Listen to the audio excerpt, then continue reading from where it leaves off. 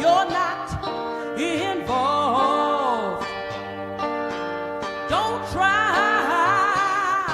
to convince yourself that these problems don't affect you at all.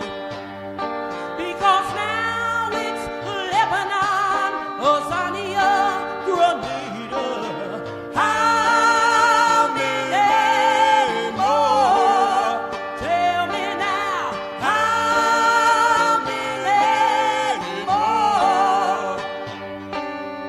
Don't you stand on the sidelines and watch your children go off to war.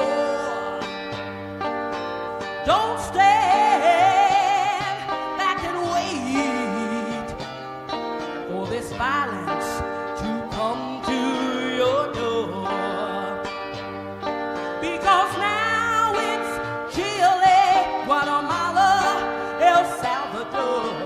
How many more? Tell me now. How Peace and love. Welcome to the Northeast Political Prisoner Coalition. Today we reflect on Assata Shakur, July 16th.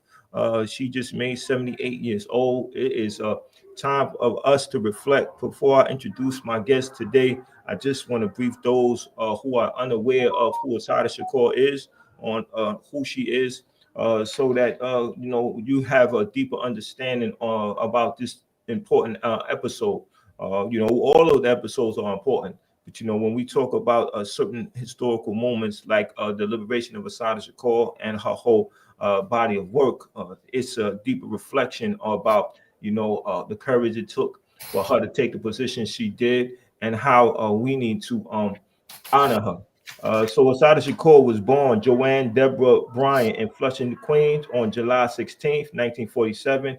She lived for 3 years with her mother, school teacher Doris E. Johnson, and retired grandparents Lula and Frank Hill. In 1950, Shakur's parents divorced, and she moved with her grandparents to Wilmington, North Carolina. After elementary school, Shakur moved back to Queens to live with her mother and stepfather. Her mother had remarried. She attended Parsons Junior High School. Shakur would still frequently visited her grandparents in the South. Her family struggled financially and argued frequently. Shakur spent little time at home. She ran away, staying with strangers and working for short periods of time until she was taken in by her mother's sister, Elvin A. Williams, a civil rights worker who lived in Manhattan. Shakur has said that her aunt was the heroine of her childhood, as she was constantly introducing her to new things. She said that her aunt was very sophisticated and knew all kinds of things. She was right up my alley because she was forever asking all kinds of questions. I wanted to know everything. Williams often took the girl to museums, theaters, art galleries. This is extensive on her life.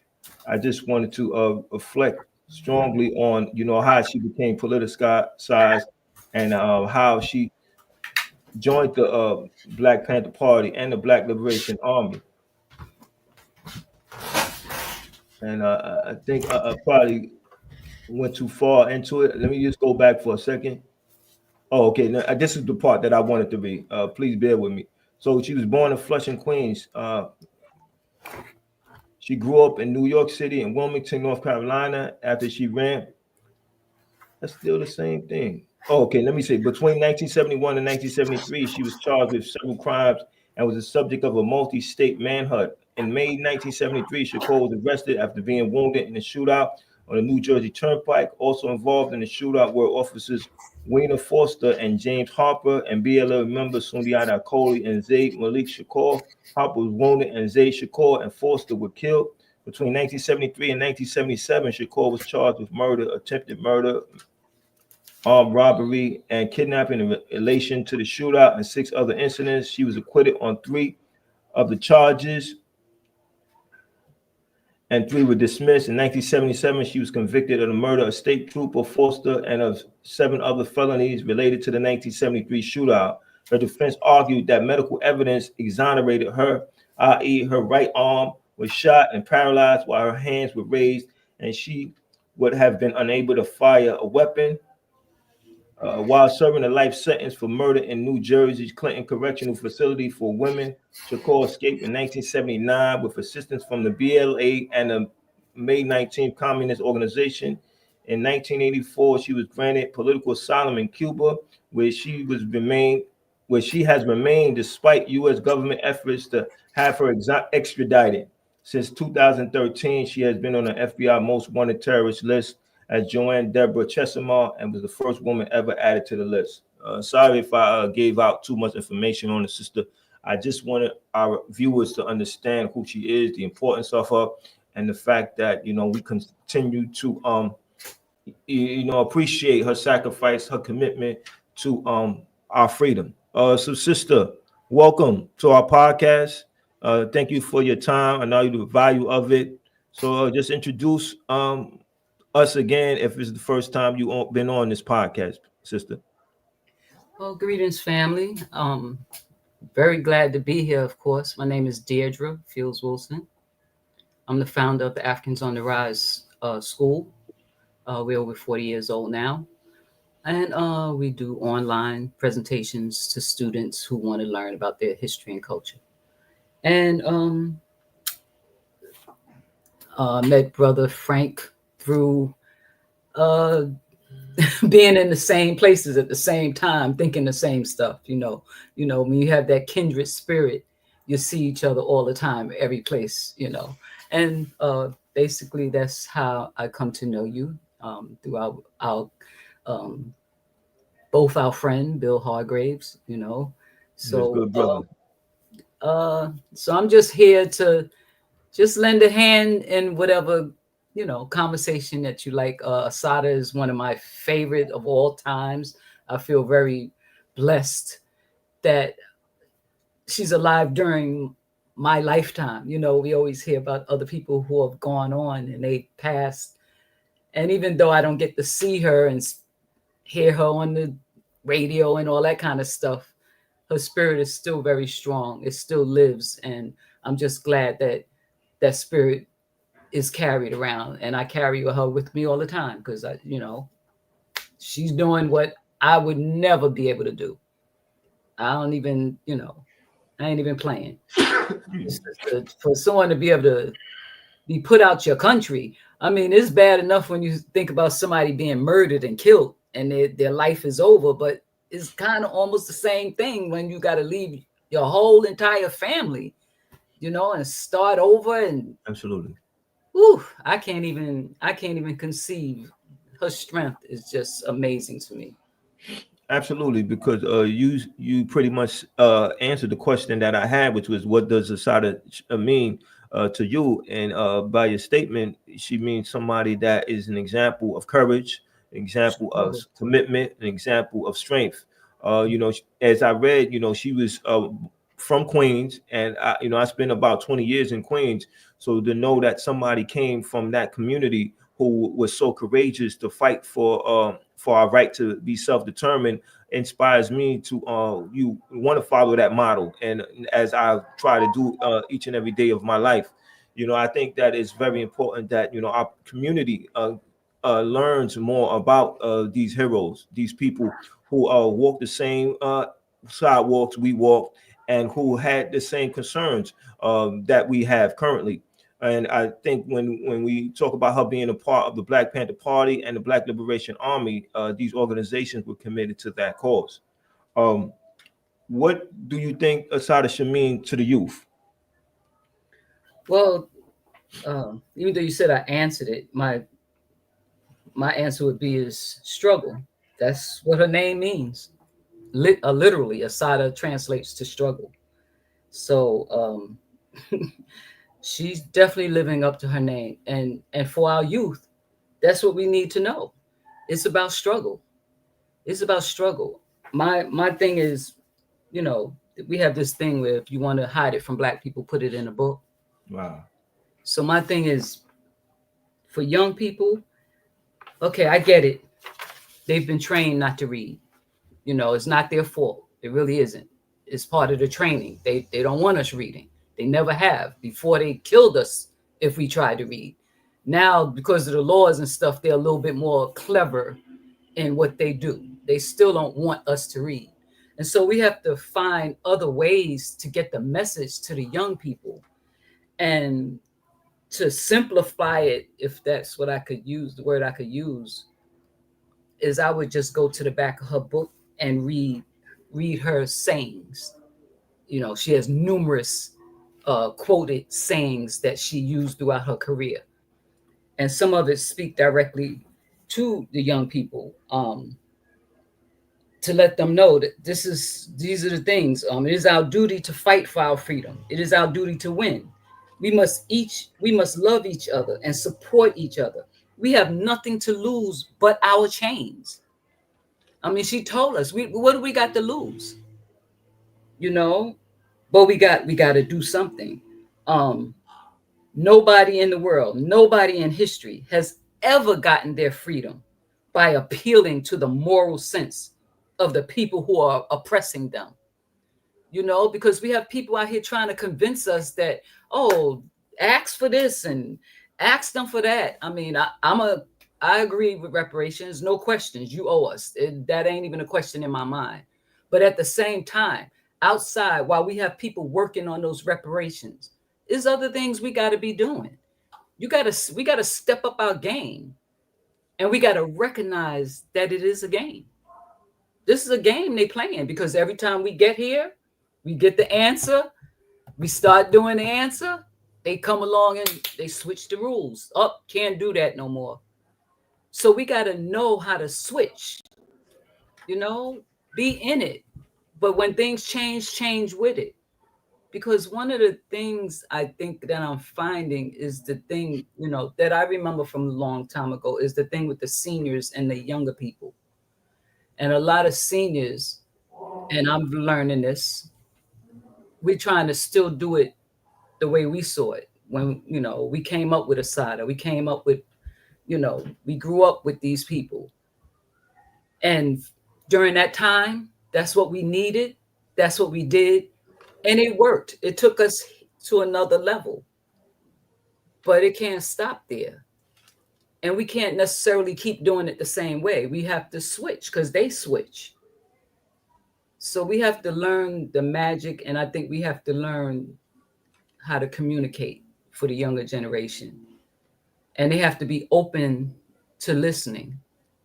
And it's a challenge, you know, but this is such as life. This is what we got to do. We got to step up our game, you know, stop finding excuses why it won't work, and start finding excuses on what will work and start doing it. Absolutely, sister. You said it, kid. You know, find what will work and do it. That's exactly what Assata Shakur was about. It was about handling her business, not Handling. being on the sidelines, seeing things happen and just complaining. She was about committing herself to doing the work, being organizing, and knowing her role and playing her role. And I think that you know, when we teach the youth about, you know, them being our future, them being the people who are going to bring about the necessary changes, we have to teach them our history, and to study people like Assata Shakur. And you know, she was just like me and you, learning as she went along, and making mistakes, and learning how to learn from those mistakes to be better. There's another quote that I think that was interesting as well as the one that you said, because that's the quote that we tend to use, and to let us know what she meant, and what we need to do with the ideas she presented to us. People feel used. People get used to anything. The less you think about your oppression, the more your tolerance for it grows. After a while, people just think oppression is the normal state of things. But to become free, you have to be Acutely. acutely aware of being a slave. Shay. And I think Yes. that is Yes. a concrete analysis of concrete conditions. Yeah. You understand that, okay, I'm a slave, right? Because of how the system is constructed. And being that I'm a slave, how long do I want to remain in these conditions? And once you decide that you no longer want to accept those conditions, then you're going to contribute to actions that are going to eradicate from you from being in that condition. When you hear that quote, what comes to mind? Mm. You have to be acutely aware of being a slave, because that's one of the games they play. They got us thinking we're free. You hear people talking about, I'm free, I can do what I want to do. Really? Cause I want to live with you, because I can't do what I want to do. Because if I could, I'd be changing the whole scenario of what's happening in our community. We are not free. We're supposed to be free by right. We were born.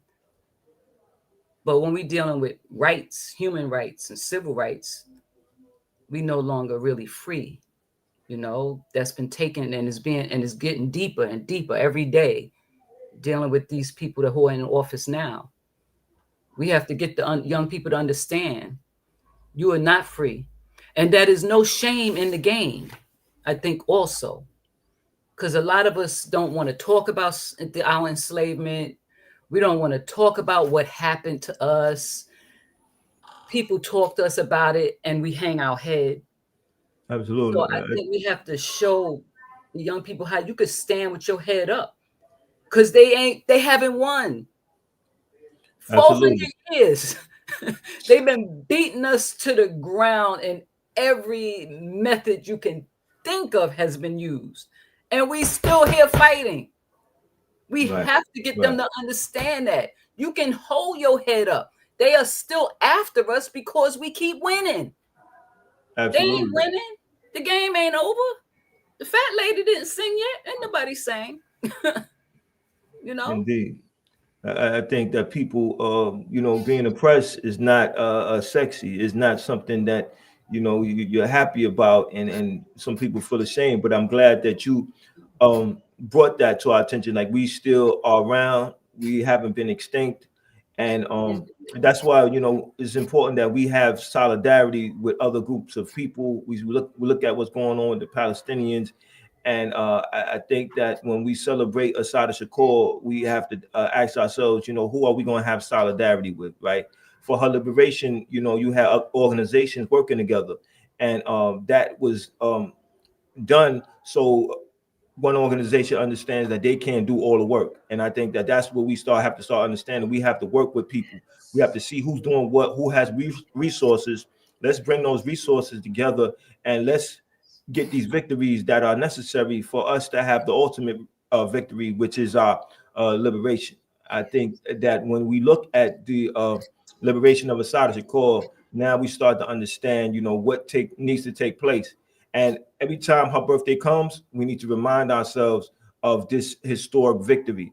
And one of the things that when I was preparing for this session, I came across when the Congress actually wanted Cuba to give her back, and Fidel Castro, the Cuban government said no. I think that should let us know the importance of Cuba in our liberation struggle, and what we need to give back to the Cuban nation. I think that when we receive some love on that level, then it has to be reciprocated. So when we look at this blockade, we got to ask ourselves, what are we doing to aid them? What are we doing to lift this blockade? And because when we have a partner like that, we have to appreciate that relationship, because she's been in Cuba for over 50 years. And that says a lot about Cuba being principled. And I think that, once we start understanding more about the significance and the importance of that, then we understand that, we have to support our allies, make sure our allies stay strong. What's your position in how we need to show respect and show appreciation to Cuba for that act? Well, I think we have to do what we're doing, continue to teach, to get people to understand the United States enemy is not necessarily our enemy. We don't run nothing, nothing. We don't run no country. We have people in office, but because something happened to us, because we have not been treated for all the trauma that we've been through, we're confused. We're angry. We have all kinds of emotions that we're trying to deal with. So we can't be so critical and so, beating up on each other when it ain't perfect. Everything is not going to be perfect. Everybody's not going to be perfect. My thing is, don't be throwing the person out the group just because they made a mistake or they did it wrong. Let's fix it. Keep the group going. If the group is doing something good, keep it going. Don't stop. Oh, he spent $5 and he was only supposed to spend two. We don't want him no more. But the brother was doing the work. The sister, she doing the work. You putting them out because they made a mistake? Oh, because they asked you the wrong question? So we have to learn that thing what you said about the organization. My sister friend Miss Faith and I talk about it on a regular basis all the time, about the need for our organizations to come together. Stop being afraid of bringing your organization over to see mine. I'm not trying to take your people. I'm trying to add my people and you add your people. This way we get more done. If you have a printer and you better at printing, do everybody's printing. But then when it comes time and you need audio, then you come over to this organization because they great at audio. If you good at doing the food, we come to you. All of us organizations come to you for the food. Pulling together. We got to do this together. We got to remember we under the Caucasian colonial system. They don't think they're not into we. They into me and I. And because we grew up in that, we kind of do that. We built that around us too, and we have to get rid of it. We can't run our movement on their principles and the way they do it, because they're not human. They don't have the humanity aspect about we. It's about all of us. So you have 100 acres of land and you don't want nobody else to have no acres. You don't want shit. You want the whole 100 just for you. What kind of people do that? What kind of people want 1,000 acres and the other people don't have none? These are not, we got to remember, we're not dealing with legit people.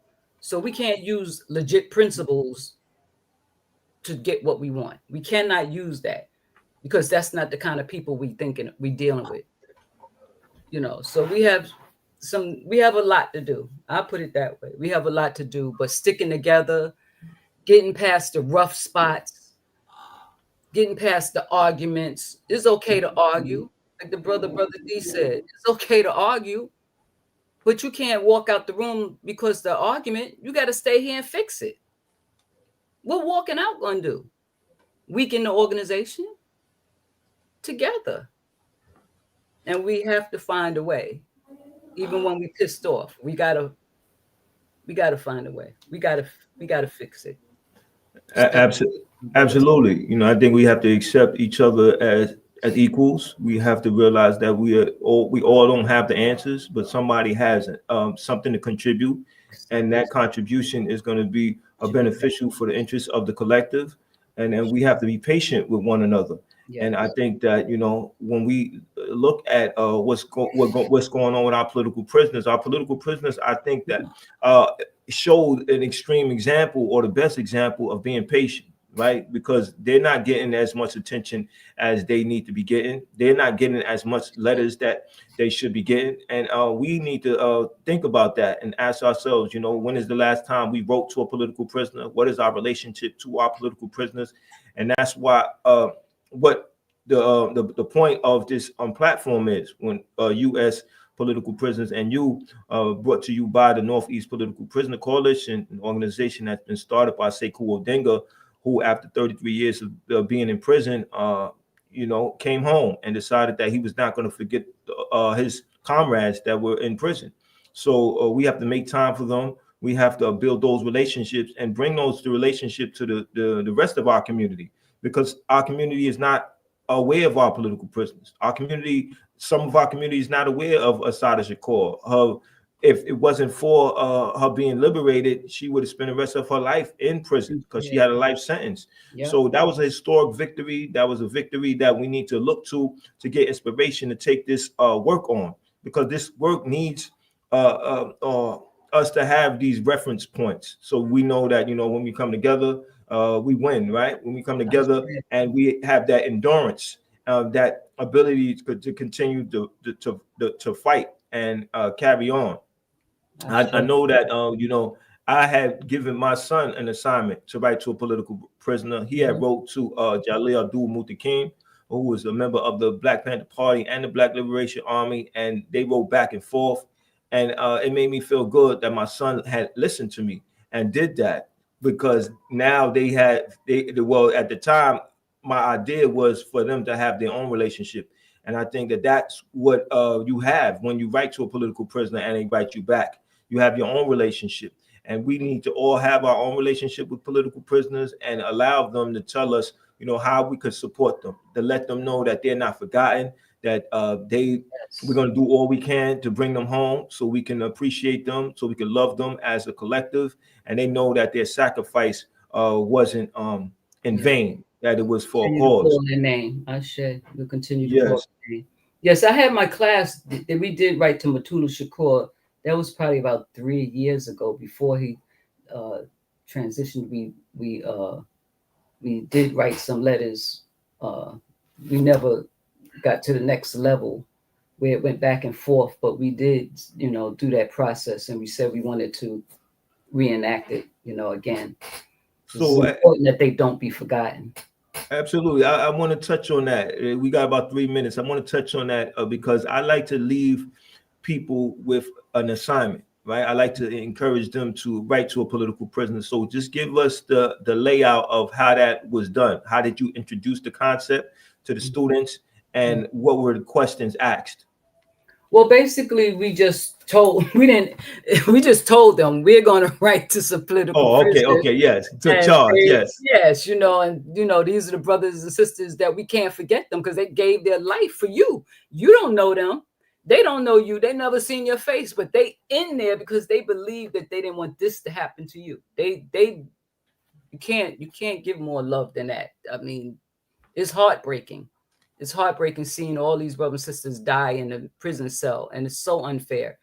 So we just told them, this is what we're going to do, and this is the person you're going to write it to, and we want you to, say something warm and tell them that you love them, that you didn't, that you're trying to hold up and stand on their shoulders properly. So, we have to expound on it. We got to get better at it. We got to go back and continue it because we did do it and didn't continue it.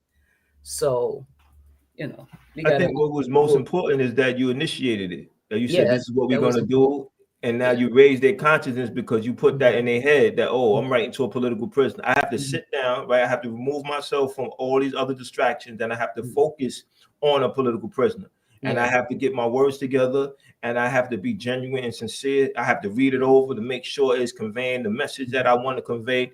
And I think that initial step is what's most important. I remember talking to former political prisoner, now ancestor, Bilal Sunni Ali, and he was asking me about how I got involved in the work. I told him when I was born in 1973. He said, wow. And in 1973, we had a slogan. We said, and we're going to get free in 1973. So that meant a lot to me because it allowed me to understand, wow, somebody was preparing to themselves to fight for a better world for me when I was born. And I was able to talk to him as a grown man. And now I could tell him, this is how I show gratitude. I'm showing gratitude by advocating for the freedom of our political prisoners, put myself in a position to organize a group of people to advocate for the freedom of political prisoners by whatever resources we have access to. So that being said, I think that as we close this episode, that's exactly what we want to continue to do. We want to continue to recognize the sacrifices of others, those immense sacrifices, commit ourselves to doing this work, and pace ourselves, right? It can't be done in one day. It's going to take several days, several months, several years. It's a lifestyle. So just the closing words. Well, I mean, like I said, I thank you for allowing me to be here. I would like to invite people out if they may be interested. Like I said, I do have an African history class, and we're having a Black New York City bus tour. So we're going to be taking people around and showing them what's hidden in plain sight in reference to our history and culture. That's on August 9th. Please check us out at www.ncpp.org. Africans on the Rise. That's .com, and that's Africans with a K. And get your tickets in. We still have space on the bus, and so we asking others to come out, help us fill this bus up, and let's learn about our community. Let's learn the truth that's going to strengthen us. We need strength. So we got to find the places and people and who are strong so that we could, big them up and pull their strength. Absolutely. So, you give that website again? www.africansontherise.com. That's Africans with the K. And you can go there and you can join our bus tour and you can see more about us, and have your students is online, virtual. So you're welcome to, bring your young people and let's start teaching them what they have not been taught in school and will never be taught. Like Assata said, they're not going to teach you your freedom. So absolutely. But thank you for this, Brother Frank. Thank you for your time. I know the value of it. Peace and love. Yes. You're welcome to come on anytime, my sister. I appreciate that. Thank you so much. Y'all have a wonderful day. Peace and power to all our people. All power to the people all the time. Ashe. Ashe. Indians live proud and free before the oppressor's slavery. Black people live proud and free. How many more? Tell me now. How many more? Don't you stand on the sidelines and say you're not involved. Don't try to convince yourself that these problems don't affect you at all. Because now it's Lebanon, Azania, Grenada. How many more? Tell me now. How many more? Don't you stand on the sidelines and watch your children go off to war. Don't stay